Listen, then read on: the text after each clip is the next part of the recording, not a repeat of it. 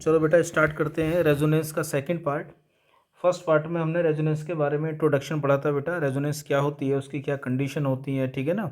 और कंजुगेशन कितने टाइप का होता है, ठीक है ना, उसकी कैसे पहचान करते हैं और रेजोनेटिंग स्ट्रक्चर को हम किस प्रकार से ड्रॉ करते हैं, ठीक है ना। तो इस वीडियो में हम पढ़ेंगे बेटा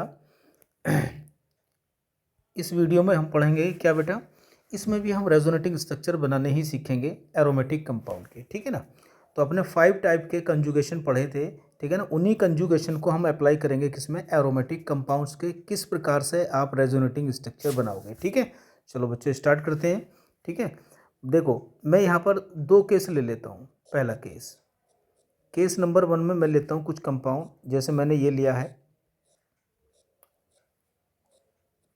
ये रहा बेटा, यहाँ लिया मैंने NH2, ठीक है। और केस नंबर 1 में ही मेरे पास कंपाउंड है जिसका नाम है OH, और इसका नाम है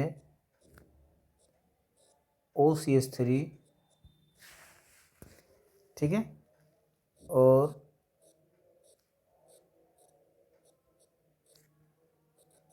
Cl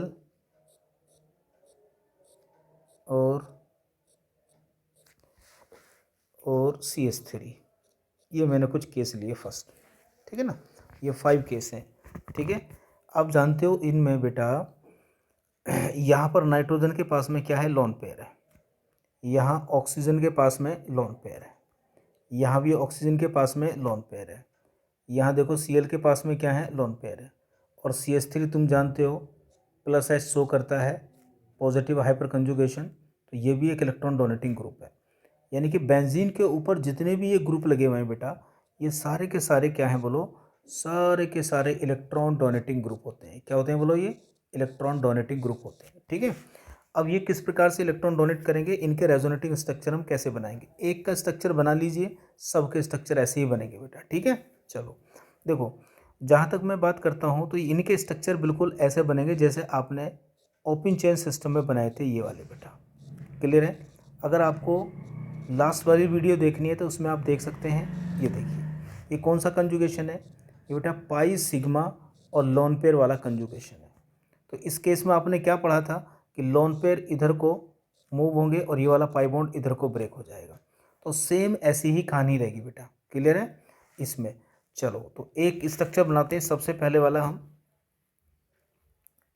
जिसका नाम है एनिलीन। क्या नाम है इसका बोलो, एनिलीन इसका नाम बेटा। बड़े ध्यान से देखेंगे, ये देखिए इसके पास में यहाँ पर ये लोन पेयर है। आइए अब देखो, ये लोन पेयर नीचे आएगा तो ये वाला बॉन्ड इधर को ब्रेक होगा बेटा, ठीक है ना। जैसे ही ये बॉन्ड यहाँ को ब्रेक होगा तो नीचे में एक रफ स्ट्रक्चर बना देता हूँ आपका, जिससे आपको समझने में कोई दिक्कत ना हो, ठीक है। तो यहाँ पर नेगेटिव चार्ज आएगा बेटा, और यहाँ पर इसके पास क्या आएगा बोलो, यहाँ पॉजिटिव आएगा। क्लियर है। अब मैंने आपको बताया था, याद करो, इस लोन पेयर में से एक इलेक्ट्रॉन इस पॉजिटिव के पास आएगा, डॉट बनेगा, ठीक है ना। यहाँ क्या बनेगा बोलो, डॉट बनेगा बेटा, ठीक है। और एक ऊपर डॉट, एक ऊपर नीचे डॉट, बेटा क्या हो जाएगा, ये आपस में क्या बना लेंगे, बॉन्ड बना लेंगे। ये नेगेटिव क्या करेगा, ये जो नेगेटिव है बेटा, अब ये जो नेगेटिव, ये वाला डॉट यहाँ का और डॉट यहाँ, ये जो पॉजिटिव है, ठीक है ना। और ये लोन पेयर अब नीचे आएगा बेटा, ठीक है। लोन पेयर में से केवल एक इलेक्ट्रॉन आता है, पॉजिटिव की जगह डॉट बनेगा, दोनों डॉट मिलकर ऊपर डबल बॉन्ड बना लेंगे। तो यहाँ पर जो अगला जो स्ट्रक्चर बनेगा बेटा, वो ये बनेगा, इस तरह का स्ट्रक्चर बनेगा। यहाँ नेगेटिव चार्ज, और बेटा यहाँ आ जाएगा ये डबल बॉन्ड, और नाइट्रोजन के पास आ जाएगा बेटा पॉजिटिव चार्ज। ये देखिए, ये अगला रेजोनेटिंग स्ट्रक्चर बन गया। अब क्या होगा, अब ये वाला कंजुगेशन बिल्कुल ऐसा बन गया है, देखो, जैसे नेगेटिव सिग्मा पाई। तो ये नेगेटिव चार्ज अब नीचे आएगा बेटा, और ये वाला पाई बॉन्ड इस डायरेक्शन में यहाँ को ब्रेक होगा, तो यहाँ पॉजिटिव आएगा। ये पॉजिटिव और नेगेटिव मिलके फिर यहाँ पर डबल बॉन्ड बना लेंगे। तो अगला जो स्ट्रक्चर बनेगा बेटा, वो ये बनेगा, नेगेटिव यहाँ आएगा इस तरफ, यहाँ डबल बॉन्ड आ जाएगा, ठीक है ना। तुम्हें पता ही है, जहाँ भी सिग्मा बॉन्ड होता है वहीं पे नया पाई बॉन्ड का फॉर्मेशन होता है बेटा। अब यहाँ पर आ जाएगा NH2+, ये बन गया बेटा, ठीक है। नेक्स्ट देखिए अब क्या होगा, अब ये ये जो नेगेटिव चार्ज है ये फिर बेटा इधर को मूव करेगा, तो इस डबल बॉन्ड को फिर यहाँ ब्रेक होना पड़ेगा। तो अगला जो स्ट्रक्चर बनेगा बेटा वो ये बनेगा। देखो यहाँ पॉजिटिव आएगा क्योंकि ये बॉन्ड इधर को टूटा है, पॉजिटिव नेगेटिव मिलकर यहाँ पर डबल बॉन्ड बना लेंगे, एक डबल बॉन्ड यहाँ जाएगा, नेगेटिव यहाँ पर आ गया और ये इसी तरह से रहेगा बेटा NH2+। ठीक है, चलिए देखिए आगे क्या होगा यहाँ पर। अब ये बॉन्ड इस डायरेक्शन में ब्रेक हो जाएगा, यहाँ पॉजिटिव आएगा, ये पॉजिटिव नेगेटिव मिलकर क्या बना लेंगे, फिर यहाँ डबल बॉन्ड बना लेंगे। इस तरह का एक स्ट्रक्चर बनेगा। देखो लास्ट में ये वाला बेटा, फिर ये अपना फर्स्ट वाला जो स्ट्रक्चर है वो आपका रिपीट हो जाएगा। ठीक है ना। तो कितने रेजोनेटिंग स्ट्रक्चर बने, फर्स्ट, सेकंड, थर्ड और fourth. First, second, third, fourth और ये बना बेटा फिफ्थ। एक्चुअल में यही जो 3 स्ट्रक्चर होते हैं यही इसके RS होते हैं। ठीक है ना, क्या होते हैं ये RS होता है, एक इसका खुद होता है। तो फर्स्ट और फिफ्थ को देखोगे तो ये तो सेम ही है बेटा। ठीक है ना। तो कितने RS बन गए ये बोलो, ये इसके बन गए 4 RS बन गए, 4 रेजोनेटिंग स्ट्रक्चर बन के तैयार हो गए एनिलीन। इस कंपाउंड का नाम क्या है बेटा, एनिलीन। तो आपने क्या देखा इस स्ट्रक्चर में, इस स्ट्रक्चर में आपने ये देखा कि एनिलीन में ये जो NH2 ग्रुप है बेटा ये एक इलेक्ट्रॉन डोनेटिंग ग्रुप है। ठीक है, तो हमेशा आप एक बात ध्यान रखेंगे, जब भी कोई बेंजीन के ऊपर इलेक्ट्रॉन डोनेटिंग ग्रुप लगेगा, ठीक है ना, तो ये कौन सी पोजीशन होती है बेटा, इसे बोलते हैं ऑर्थो पोजीशन। इसे क्या बोलते हैं बेटा, मेटा पोजीशन। इसे क्या बोलते हैं बेटा, पैरा पोजीशन। ये क्या होती है, आमने सामने वाली बिल्कुल कॉमन होती है मेटा, और ये कौन सी होती है बेटा, ऑर्थो होती है। तो आपने देखा जब भी बेंजीन के ऊपर कोई इलेक्ट्रॉन डोनेटिंग ग्रुप लगेगा तो इलेक्ट्रॉन डेंसिटी कहाँ कहाँ पर इंक्रीज होगी, जहाँ जहाँ पर नेगेटिव चार्ज आया है वहाँ वहाँ पर क्या होगी बोलो, इलेक्ट्रॉन डेंसिटी इंक्रीज होगी। ठीक है ना, क्लियर है। तो आप लिखेंगे यहाँ पर, नोट में लिख देता हूँ मैं, देखो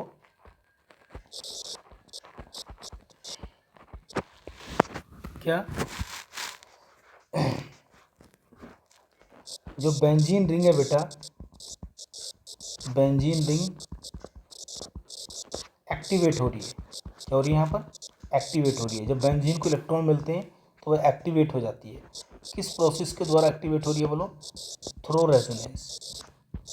किसके द्वारा हो रही है बोलो, रेजोनेंस प्रोसेस के द्वारा जो बेंजीन रिंग है वो क्या हो रही है, एक्टिवेट हो रही है। ध्यान रखना, क्योंकि इलेक्ट्रॉन डेंसिटी क्या हो रही है उसमें, इंक्रीज हो रही है बेटा, ये ध्यान रखना। ठीक है, नेगेटिव चार्ज कहाँ कहाँ पर आया है, ऑर्थो पर आया है और पैरा पर आया है। ठीक है ना, ये ध्यान रखना। तो आप एक पॉइंट ये भी याद कर सकते हो आप कि रेजोनेंस हमेशा कहाँ काम करेगी बेटा, ऑर्थो पैरा पर काम करती है। रेजोनेंस केवल ऑर्थो एंड पैरा पोजीशन पर काम करती है। किस पर काम करती है बोलो, पैरा पोजीशन पर काम करती है, ये बात ध्यान रखना। ठीक है, और बेंजीन के ऊपर जब भी कोई इलेक्ट्रॉन डोनेटिंग ग्रुप लगेगा तो बेंजीन हमेशा एक्टिवेट होगी, ध्यान रखना। ठीक है ना, क्लियर होगी। तो ये एनिलीन के रेजोनेटिंग स्ट्रक्चर हो गए। ये जितने भी ऊपर मैंने स्ट्रक्चर लिखे हैं बेटा ऐसे, ये सारे के सारे सब के रेजोनेटिंग स्ट्रक्चर ऐसे ही बनेंगे। चलो मैं एक और बना देता हूँ बेटा, फिनॉल का। ठीक है ना, और अगर किसी के पास में एक से ज़्यादा लोन पेयर होता है तो केवल रेजोनेंस में कितने लोन पेयर जाते हैं बेटा, एक ही जाता है। चलो फिनॉल के रेजोनेटिंग स्ट्रक्चर बनाते हैं। देखो इसी प्रकार से आप फिनॉल के भी ड्रॉ कर सकते हो आराम से। ये आपका OH ग्रुप है, ठीक है ना, और ये आपके पास में 2 लोन पेयर है इसके पास, ऑक्सीजन के पास, लेकिन रेजोनेंस में क्या जाएगा बेटा, एक ही जाएगा। तो देखिए बिल्कुल वहीं पर नेगेटिव चार्ज आएगा, ये लोन पेयर यहाँ पर शिफ्ट होगा बेटा। और अगला जो स्ट्रक्चर बनेगा वो स्ट्रक्चर ये बनेगा बेटा, यहाँ नेगेटिव चार्ज आएगा, ये बॉन्ड ऐसे रहेंगे और यहाँ पर आ जाएगा बेटा डबल बॉन्ड, और ऑक्सीजन पर आएगा पॉजिटिव। आगे फिर ये नेगेटिव चार्ज कहाँ जाएगा, अब तो आप इसको बढ़िया तरीके से बिल्कुल उसी तरह से एरो के द्वारा दिखा दीजिए या डायरेक्ट लिख लीजिए। नेगेटिव चार्ज कहाँ आएगा बेटा, पैरा पाएगा। ठीक है ना, पैरा के बाद कहाँ जाएगा बेटा, फिर ऑर्थो पे जाएगा नेगेटिव चार्ज। तो ये हमारे फिनॉल के रेजोनेटिंग स्ट्रक्चर बन गए हैं। ठीक है। एरो आप ऊपर देख के लगा सकते हैं, कोई दिक्कत नहीं है, ये वाला। और लास्ट में आप जानते हैं क्या बनेगा, फिर ये लोन पेयर ऑक्सीजन के पास पहुंच जाएगा, ठीक है ना। डीलोकलाइजेशन के पश्चात ये आपके स्ट्रक्चर बन गए सारे के सारे, ये फिनॉल के स्ट्रक्चर बन गए। फर्स्ट और जो फिफ्थ है ये आपका बिल्कुल सेम है, ठीक है ना। तो ये 4 रेजोनेटिंग स्ट्रक्चर बने फिनॉल के, ठीक है ना। तो देखो यहाँ भी आप देखोगे कि नेगेटिव चार्ज कहाँ पे जा रहा है बेटा, ऑर्थो और पैरा पे जा रहा है, ध्यान रखना, ठीक है। चलिए अब देखिए यहाँ पर, अगर मैं मान लो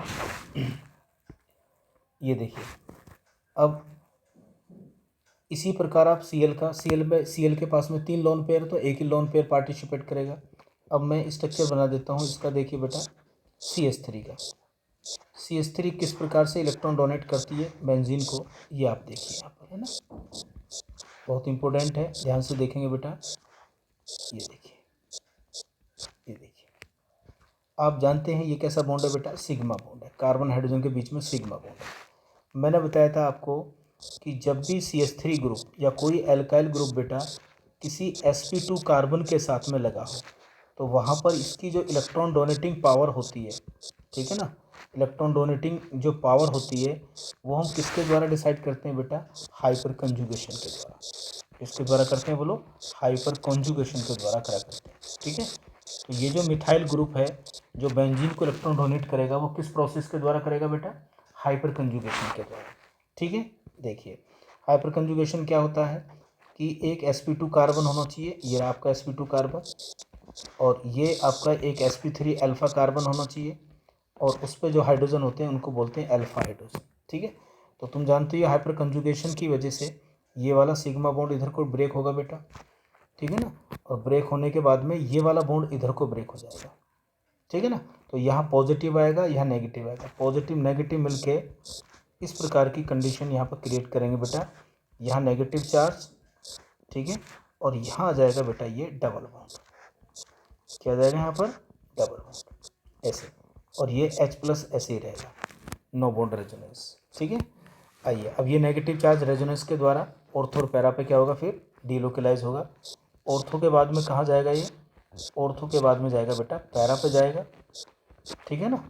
तो मेरा कहने का मतलब ये है कि जब भी बेंजीन रिंग के ऊपर कोई एल्काइल ग्रुप लगा होगा, ठीक है ना, तो जो इलेक्ट्रॉन डोनेट होंगे वो हाइपर कंजुगेशन के द्वारा होंगे, और बेंजीन रिंग के ऊपर जो चार्ज है बेटा ये रेजोनेंस प्रोसेस के द्वारा डीलोकलाइज होगा। इसके बाद ये चार्ज कहाँ जाएगा बेटा, ये जाएगा आपका ऑर्थो पोजीशन पर, ठीक है, यहाँ पर ऐसे ही रहेगा, ये देखिए। और लास्ट में बेटा, लास्ट में फिर अपना वही स्ट्रक्चर आप बना सकते हो, यहाँ बॉन्ड आ जाएगा इधर, और यहाँ लगा दीजिए आप CH3, कोई दिक्कत नहीं। तो आपने क्या देखा बेटा, आपने देखा कि ये जो CH3 ग्रुप होता है बेटा, ये एक इलेक्ट्रॉन डोनेटिंग ग्रुप है, ये भी क्या कर रहा है, इलेक्ट्रॉन डोनेट कर रहा है, और साथ में बेंजीन रिंग को बेटा एक्टिवेट कर रहा है, बेंजीन रिंग को क्या कर रहा है, ये एक्टिवेट कर रहा है, ध्यान रखना इस वाली बात को, ठीक है ना। और किस अंदर तो कौन सी प्रोसेस हो रही है बेटा, अंदर हो रही है रेजोनेंस, लेकिन इसका कौन सा इफेक्ट होता है बेटा, पॉजिटिव हाइपर कंजुगेशन, क्या होता है बोलो, पॉजिटिव हाइपर कंजुगेशन, ध्यान रखेंगे आप, ठीक है, ये चीज़, ठीक है। चलो, यानी कि ये भी एक एक्टिवेटिंग ग्रुप है। नेक्स्ट देखिए, अब मैं आपको दूसरा केस बताता हूँ बेटा, केस नंबर 2। अगर मान लीजिए जो एरोमेटिक कंपाउंड हैं उनके पास में कुछ ऐसे ग्रुप लगे हैं जो इलेक्ट्रॉन विड्रॉबिंग है, जैसे NO2 है, या हमारे पास में इस प्रकार के ग्रुप लगे हुए हैं, ये देखिए पॉजिटिव है, या फिर CHO है,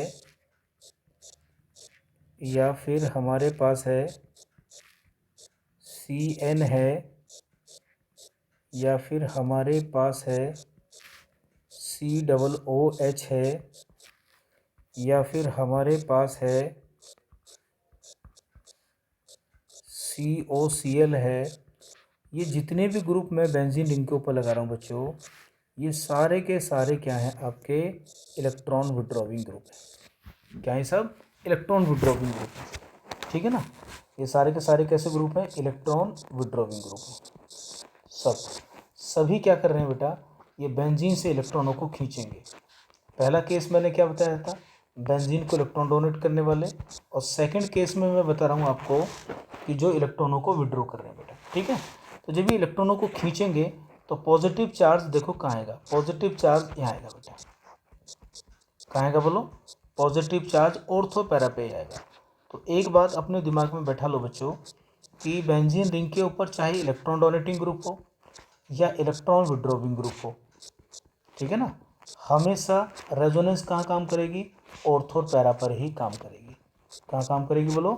ऑर्थो और पैरा पोजीशन पर ही क्या करेगी? वो काम करेगी बेटा, ठीक है ना।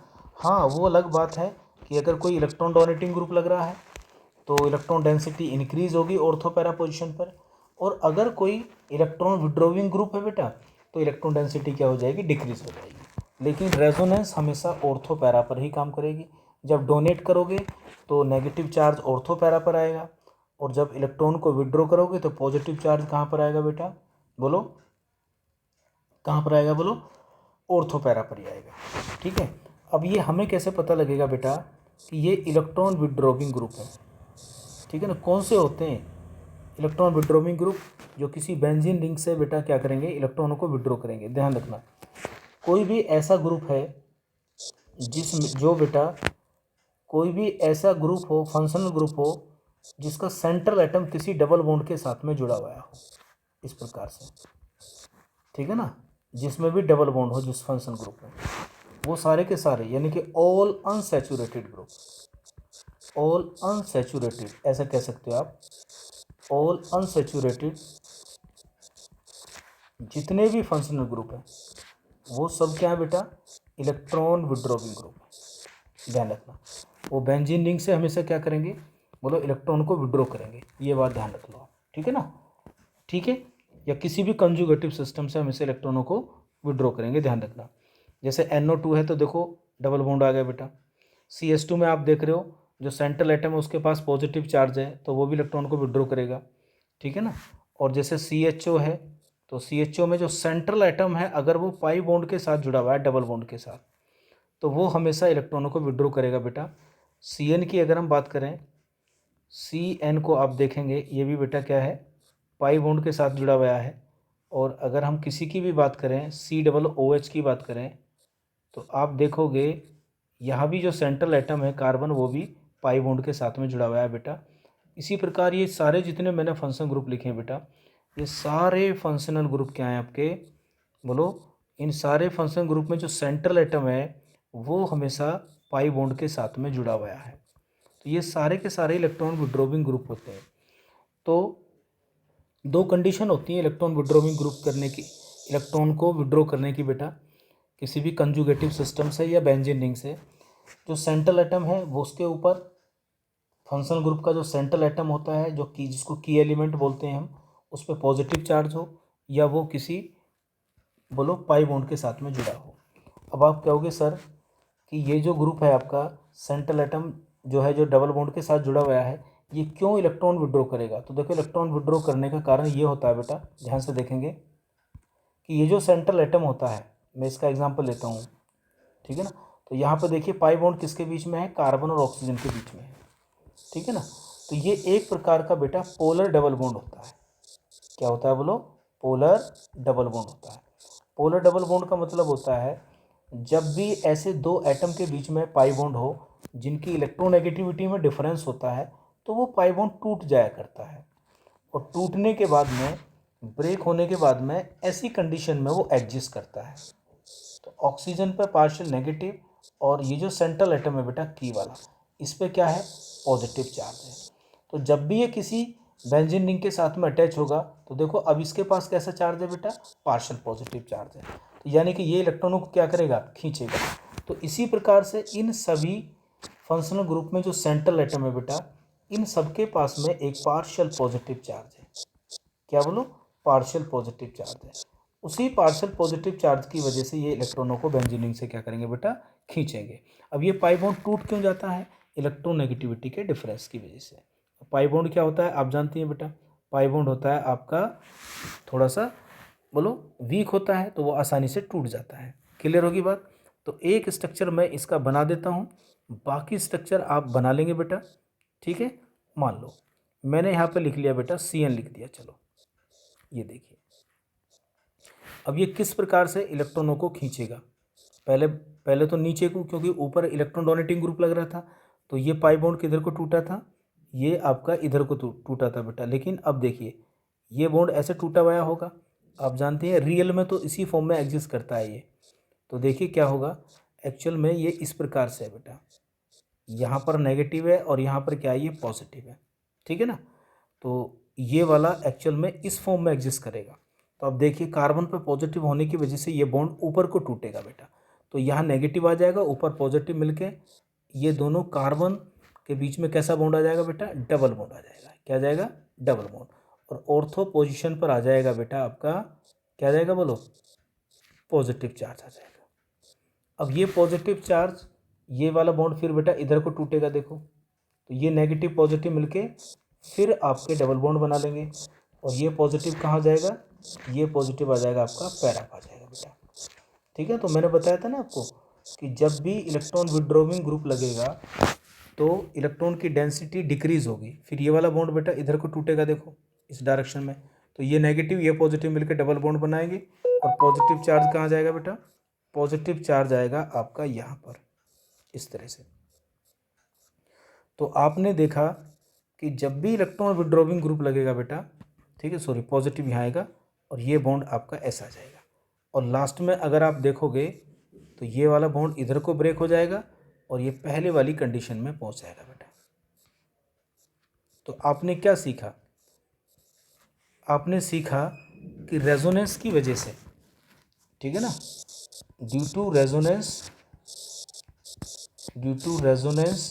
क्या हो रहा है बेटा बेंजीन रिंग के साथ में, ड्यू टू रेजोनेंस जो बेंजीन रिंग है आपकी बेटा, जो बेंजीन रिंग है वो क्या हो रही है, डीएक्टिवेट हो रही है, क्योंकि बेंजीन से इलेक्ट्रॉन निकाल के ले जा रहा है कोई ग्रुप बेटा, ठीक है ना। और पॉजिटिव चार्ज कहाँ कहाँ पर आया, देखो ऑर्थो पैरा पर पोजीशन पर आया। क्लियर बात है, ठीक है ना। तो ये दो कैटेगरी हैं, ऐसे ही आप इन सब के स्ट्रक्चर भी बना सकते हो जो हमने पीछे बनाए बेटा। ये सारे ग्रुप आप बेंजीन रिंग के ऊपर लगा दो, ठीक है ना, किसी कंजुगेटिव सिस्टम में लगा दो, तो ये इलेक्ट्रॉनों को खींचेंगे बेटा, ठीक है ना। क्लियर होगी बात। चलिए अब देखिए बेटा ध्यान से देखो, नेक्स्ट स्ट्रक्चर की अगर मैं बात करूं तो आपने एरोमेटिक कंपाउंड में रेजोनेटिंग स्ट्रक्चर बनाने सीख लिए बेटा, है ना, दो ही कैटेगरी है उसमें, ठीक है। चलिए नेक्स्ट देखिए, आइए इक्विवेलेंट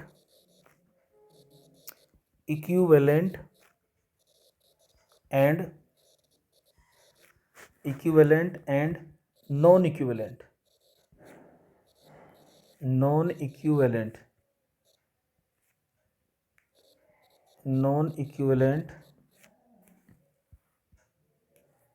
रेजोनेटिंग स्ट्रक्चर,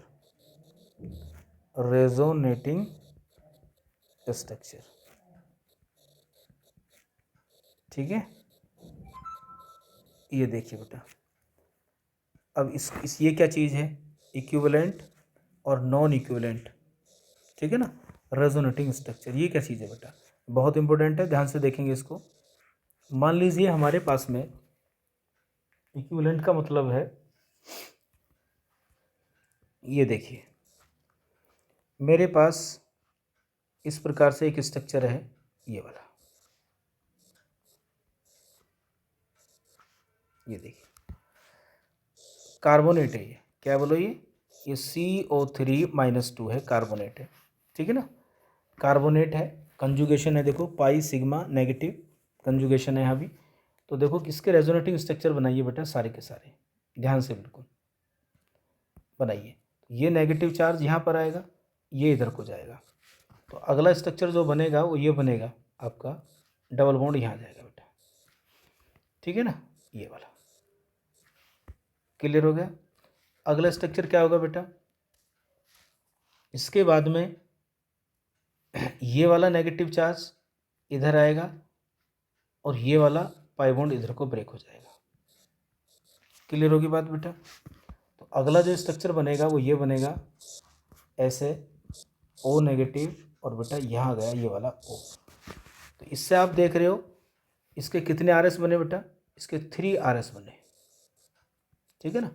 कोई भी इनऑर्गेनिक आयन आपको मिलता है और आपसे पूछेगा टोटल आर एस बताओ कितने बनते हैं। तो टोटल आर एस निकालने का तरीका होता है टोटल सराउंडिंग एटम, जितने भी सराउंडिंग एटम है, ये सेंट्रल एटम है और सेंट्रल एटम के चारों तरफ जो भी एटम होते हैं उनको बोलते हैं सराउंडिंग एटम। कितने दिखाई दे रहे हैं यहाँ पर आपको? 3 दिखाई दे रहे हैं बेटा। तो कितने सराउंडिंग एटम है यहाँ पर? 3 है। तो टोटल आर एस भी कितने बनेंगे बोलो? 3 ही बनेंगे बेटा। ठीक है ना? अब इनको ध्यान से देखिए, ये रेजोनेटिंग स्ट्रक्चर फर्स्ट है, ये रेजोनेटिंग स्ट्रक्चर सेकंड है और ये रेजोनेटिंग स्ट्रक्चर क्या बेटा? थर्ड है। क्या हम इन तीनों को में कोई डिफरेंस देख रहे हैं बेटा? नहीं देख रहे। ये तीनों स्ट्रक्चर बिल्कुल इक्विवेलेंट आर एस है। क्या बोलो? इक्विवेलेंट आर एस है बेटा। ये इन्हीं को बोलते हैं हम equivalent R S. Equivalent R S किसको कहते हैं सर? Equivalent R S. तो इक्विवेलेंट आर एस की स्टेबिलिटी कभी भी चेक नहीं करते। ठीक है ना? ये आइडेंटिकल भी बोलते हैं, ये आइडेंटिकल होते हैं बेटा। क्या होते हैं ये सब? आइडेंटिकल होते हैं। आइडेंटिकल होने का मतलब क्या है? आइडेंटिकल होने का मतलब है बच्चों कि इनकी स्टेबिलिटी को हम चेक नहीं कर सकते आपस में। ये इनकी स्टेबिलिटी क्या होती है? सेम होती है। ठीक है ना? तो जितने भी इक्विवेलेंट आर एस होते हैं वो क्या रखते हैं बेटा? Having same stability. ठीक है? ये पॉइंट भी आप याद रखेंगे। अब आप ये क्वेश्चन करोगे सर इनको कह क्यों रहे हैं हम? इक्विवेलेंट आर एस क्यों कह रहे हैं इनको? तो देखिए इक्विवेलेंट आर एस क्या होते हैं, यहाँ पर लिख देता हूँ, ध्यान से देखो। फर्स्ट वाले स्ट्रक्चर को देखो, नेगेटिव चार्ज किसके ऊपर है? ऑक्सीजन के ऊपर। और डबल बॉन्ड किसके बीच में है? कार्बन ऑक्सीजन के बीच। सेकंड स्ट्रक्चर को देखो, नेगेटिव चार्ज किसके ऊपर है? ऑक्सीजन के ऊपर। और डबल बॉन्ड किसके बीच में है? कार्बन और ऑक्सीजन के बीच में। ठीक है ना? तो थर्ड वाले स्ट्रक्चर में देखो, नेगेटिव किसके ऊपर है? ऑक्सीजन के ऊपर। और डबल बॉन्ड किसके बीच में है? कार्बन और ऑक्सीजन के बीच में। ठीक है? तो अब क्या करेंगे हम देखो, तो अब हम क्या करेंगे, यहाँ पर इक्विवेलेंट आर एस की डेफिनेशन बना सकते हैं। क्या होता है इक्विवेलेंट आर एस? ये देखो एक पॉइंट में क्लियर हो जाएगा। चार्ज ऑन सेम चार्ज, ऐसे लिख लो, चार्ज ऑन सेम एटम। ये लिख लो शॉर्ट में, चार्ज ऑन सेम एटम। कभी भी ऐसे आर एस आपको दिखाई दे जिसमें सभी रेजोनेटिंग स्ट्रक्चर में चार्ज आपका सेम ही एटम के ऊपर रहे, तो ऐसे रेजोनेटिंग स्ट्रक्चर को हम बोलते हैं, बोलो क्या? Equivalent resonating structure. क्या बोलते हैं इनको? Equivalent resonating structure. क्लियर है? ध्यान रखोगे इसको। चलिए और देख लो इक्विवेलेंट आर एस का एग्जांपल। आर, ये देखिए, इक्विवेलेंट आर एस। अब ये नेगेटिव यहाँ जाएगा, ये वाला बॉन्ड इधर ब्रेक हो जाएगा। तो अगला जो आर एस बनेगा वो ये बनेगा, यहाँ नेगेटिव, ये डबल बॉन्ड। ये आर एस फर्स्ट है, ये आर एस आपका सेकंड है। और कितने बने यहाँ पर? 2 इक्विवेलेंट आर एस बने। 2 इक्विवेलेंट आर एस बने बेटा। दोनों सेम है, ये भी इक्विवेलेंट आर एस है। ठीक है ना? इसी प्रकार से और भी बना सकते हो आप इक्विवेलेंट आर एस। ठीक है ना? चलो देखो आगे देखो, non equivalent. Non equivalent R S क्या होते हैं? नॉन इक्विवेलेंट,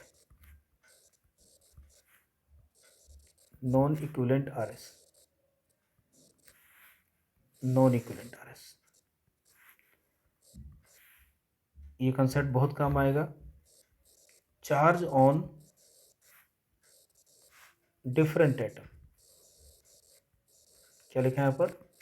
अगर चार्ज रेजोनेटिंग स्ट्रक्चर में बेटा डिफरेंट एटम के ऊपर आ जाए तो उन्हें क्या बोलेंगे हम, बोलो?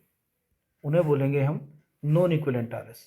जैसे देखिए ध्यान से, CH2 double bond CHO negative, ठीक है। यहाँ पर नेगेटिव चार्ज देखो, इसमें किसके ऊपर है? ऑक्सीजन के ऊपर। जो अगला जो रेजोनेटिंग स्ट्रक्चर बनेगा, ये नेगेटिव यहाँ आएगा, ये वाला बॉन्ड यहाँ आएगा। तो अगले स्ट्रक्चर में नेगेटिव चार्ज किसके ऊपर है? बोलो?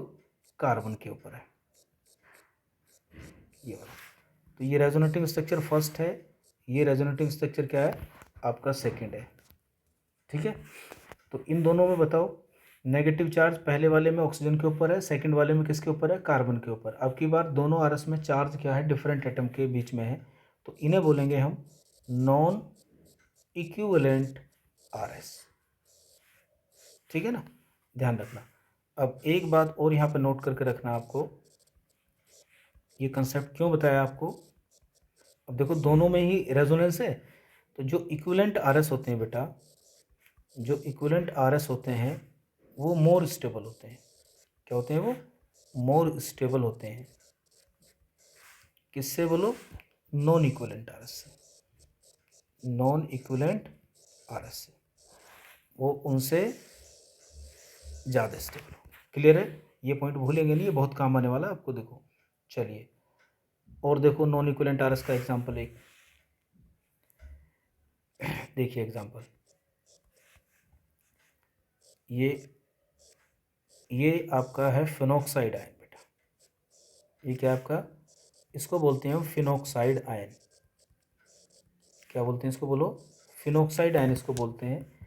तो जब आप इसके रेजोनेटिंग स्ट्रक्चर बनाओगे तो देखो ये यहाँ पर आएगा और ये वाला बॉन्ड इधर को ब्रेक होगा। तो जो अगला स्ट्रक्चर बनेगा ना इसका, ये बनेगा बेटा। यहाँ जाएगा डबल बॉन्ड और यहाँ आएगा नेगेटिव। ध्यान से देखो, पहले वाले आरएस में और सेकंड वाला जो आरएस है, इन दोनों में क्या डिफरेंस है? पहले वाले में नेगेटिव ऑक्सीजन के ऊपर है, सेकंड वाले में किसके ऊपर है? बोलो? कार्बन के ऊपर है। तो ये दोनों भी क्या है? नॉन इक्विवेलेंट आरएस है। क्या ये भी दोनों नॉन इक्विवेलेंट आरएस है? ठीक है ना। चलो बेटा, अब देखिए ध्यान से, इस कंसेप्ट का यूज़ कहाँ करते हैं। बहुत इंपॉर्टेंट क्वेश्चन पूछा जाता है एक, ध्यान से देखेंगे उसको, कि एक है मेरे पास में फिनॉल। ये क्या है मेरे पास में? इसका नाम सभी जानते हैं, बहुत इंपॉर्टेंट एरोमेटिक कंपाउंड है, फिनॉल है ए। बी में मैंने लिखा बेटा यहाँ पर CH3 और COOH। इसका नाम क्या है? एसिटिक एसिड है। क्या नाम है इसका? एसिटिक एसिड है, कार्बोक्सिलिक एसिड है। और एक है मेरे पास में CH3SO3H, जिसको बोलते हैं हम क्या? बोलो? सल्फोनिक एसिड, एक प्रकार का। क्या ये? सल्फोनिक एसिड है, ठीक है। और एक डी में मेरे पास है बेटा CH3OH, जिसका नाम है मिथाइल एल्कोहल। क्या नाम? बोलो? मिथाइल एल्कोहल, ठीक है। तो इनमें से आपको बताना है, बोलो स्ट्रॉन्ग एसिड कौन सा है। क्वेश्चन ये है, स्ट्रॉन्ग एसिड कौन सा है, आपको ये बताना बेटा, ठीक है। क्लियर है? तो स्ट्रॉन्ग एसिड आपको बताना, योर ऑनर ये राणा का आदमी है, ठीक है। इसमें से क्या बताना आपको? स्ट्रॉन्ग एसिड कौन सा है बेटा, ठीक है। तो अगर हम बात करें यहाँ पर स्ट्रॉन्ग एसिड की, है ना, तो इन चारों में से स्ट्रॉन्ग एसिड कौन सा है? तो स्ट्रॉन्ग एसिड कौन होता है बेटा? जो H+ को जल्दी से डोनेट करेगा। H+ को डोनेट कौन करेगा? जिसका एनायन क्या होगा? स्टेबल होगा। तो एनायन की स्टेबिलिटी चेक कर लो, ठीक है ना, एसिडिक स्ट्रेंथ आपकी अपने आप आ जाएगी, है ना। तो देखो मैं यहाँ पे एनायन बना देता हूँ। पहला एनायन क्या बनेगा? Phenoxide ion. क्या बनेगा? फिनॉक्साइड आयन, O नेगेटिव, ठीक है ना। बी वाले से क्या बनेगा? देखो ये बनेगा बेटा CH3, ये लो, ये बनेगा एसीटेट आयन। और सी से क्या बनेगा बेटा? ये वाला एनायन बनेगा,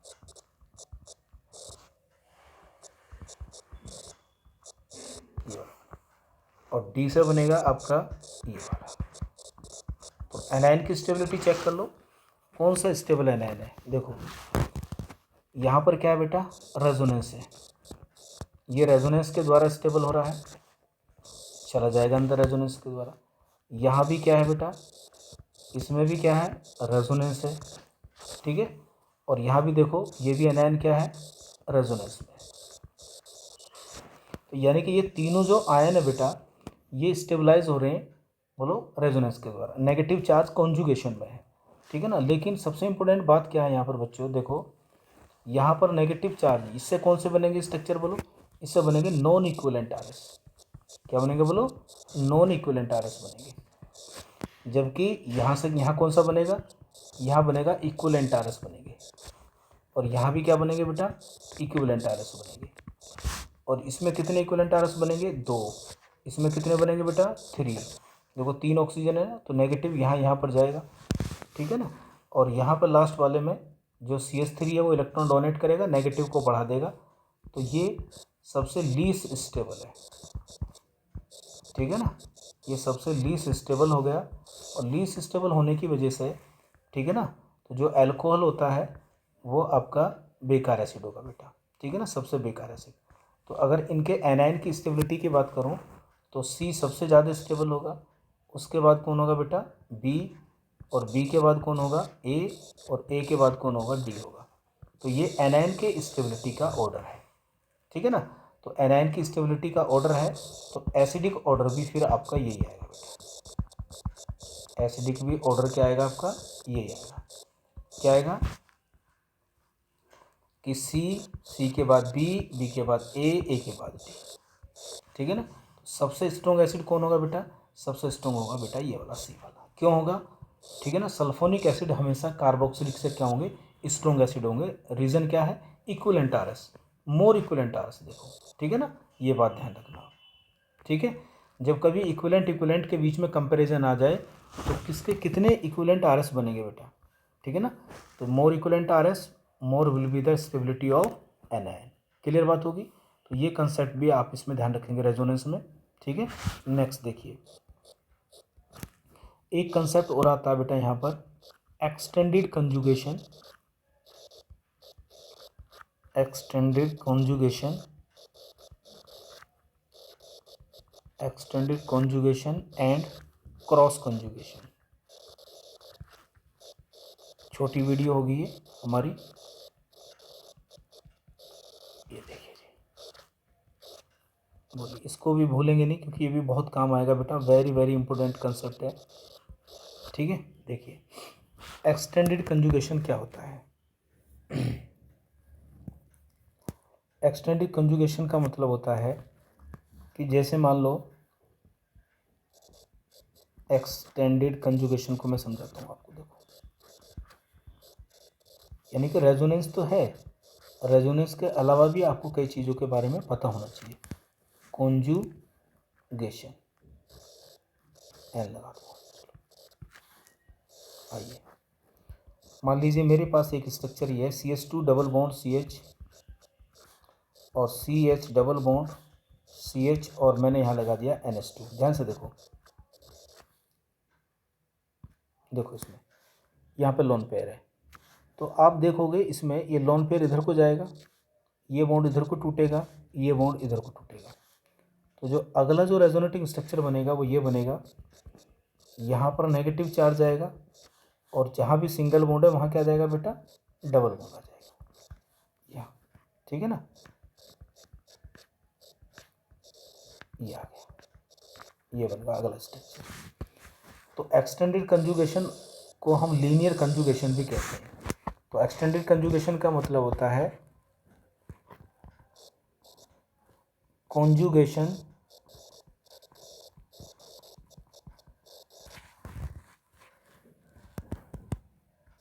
at a time only in one direction, ठीक है ना। कहने का मतलब क्या है इसका बच्चों, कि अगर कंजुगेशन एक टाइम पर केवल एक ही डायरेक्शन में होता है, ठीक है ना, तो उसे बोलते हैं हम क्या, लीनियर कंजुगेशन। देखो एक ही डायरेक्शन में पाई इलेक्ट्रॉनों का डीलोकलाइजेशन हो रहा है, तो इसको बोलते हैं हम क्या, बोलो बोलो, एक्सटेंडेड कंजुगेशन या लीनियर कंजुगेशन भी इसको बोलते हैं, ठीक है ना, ये ध्यान रखना, ठीक। हाँ, और देख लो example, CH2 double bond CH, single bond CH, double bond CH और मान लो CH2। इसको देखिए, ध्यान से देखो इसको, इसमें देखो, इसमें पाई इलेक्ट्रॉनों का डीलोकलाइजेशन केवल एक ही डायरेक्शन में होगा। तो ये भी किसका एग्जांपल है बोलो, एक्सटेंडेड कंजुगेशन का है। किसका बोलो, एक्सटेंडेड कंजुगेशन का। बेटा ध्यान रखोगे, क्लियर है। और देखिए अगर मान लो इस तरह से आ जाए, ये लो,